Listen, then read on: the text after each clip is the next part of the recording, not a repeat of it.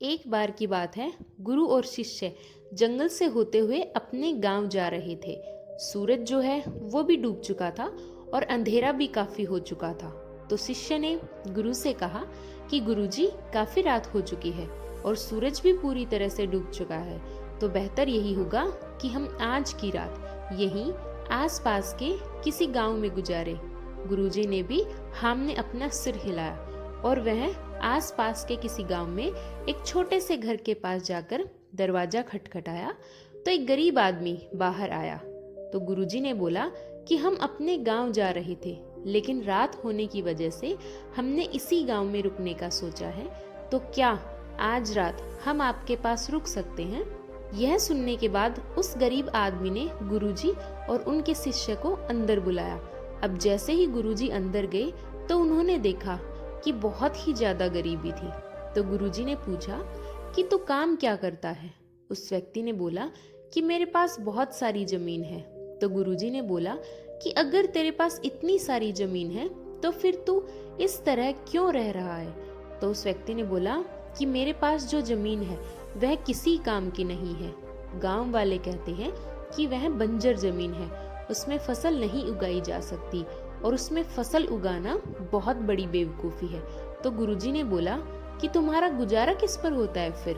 तो उसने कहा कि मेरे पास एक भैंस है जिस पर मेरा पूरा घर चलता है। यह सुनने के बाद गुरुजी सो जाते हैं और रात में जब सब लोग सो रहे थे तो गुरुजी अपने शिष्य को उठाते हैं और उस गरीब आदमी की भैंस को लेकर चले जाते हैं। तो शिष्य अपने गुरुजी से बोलता है कि गुरुजी, आप यह क्या कर रहे हैं? आप उस गरीब आदमी की रोजी रोटी क्यों छीन रहे हैं? तो गुरुजी अपने शिष्य की तरफ देखते हैं और बस मुस्कुराते हुए आगे बढ़ जाते हैं। उस बात को तकरीबन 10 साल गुजर जाते हैं और जो गुरुजी का शिष्य था वो बहुत बड़ा गुरु बन चुका था। उसे उस गरीब आदमी की याद आती है कि मेरे गुरु ने उस आदमी के साथ अच्छा नहीं किया था, मुझे एक बार चलकर देखना चाहिए कि वह आदमी अब किस स्थिति में है। वह शिष्य गांव की तरफ जाता है तो देखता है कि जिस जगह पर उस गरीब आदमी का झोपड़ा था वहां अब एक बड़ा आलीशान महल हो चुका था और उस झोपड़ी के बाहर जो बंजर जमीन थी उस पर फल और फूलों के बगीचे थे। तभी उस घर का मालिक आता है।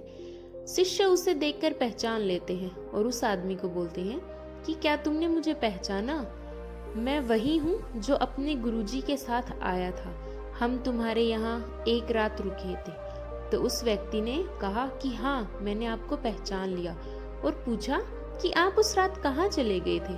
और उस रात के बाद ही मेरी भैंस भी चली गई थी। मेरे पास कोई रास्ता नहीं था तो मैंने अपनी जमीन पर मेहनत की और काफी मेहनत के बाद उस पर फसल उगाई। आज मैं इस गांव का सबसे बड़ा और सबसे अमीर आदमी बन चुका हूँ। यह सुनने के बाद शिष्य की आंखों में अपने गुरुजी के लिए आंसू थे और उसे यह बात अब समझ में आई और वह रोने लगा। तो दोस्तों, इस कहानी से हम यह सीख सकते हैं कि हमारे पास भी बहुत कुछ है, हमारे अंदर भी बहुत कुछ है, लेकिन हमने भी किसी न किसी चीज ने रोका हुआ है।